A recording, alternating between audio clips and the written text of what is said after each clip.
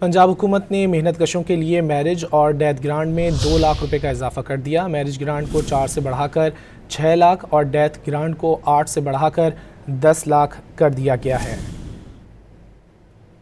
पंजाब हुकूमत ने मेहनत कशों के लिए मैरिज और डेथ ग्रांट में 2 लाख रुपए का इजाफा कर दिया है। मैरिज ग्रांट को 4 से बढ़ाकर 6 लाख और डेथ ग्रांट को 8 से बढ़ाकर 10 लाख रुपए कर दिया गया है।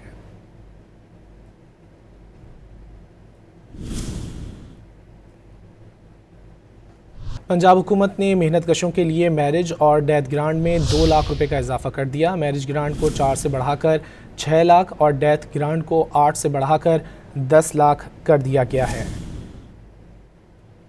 पंजाब हुकूमत ने मेहनत कशों के लिए मैरिज और डेथ ग्रांट में 2 लाख रुपए का इजाफा कर दिया है।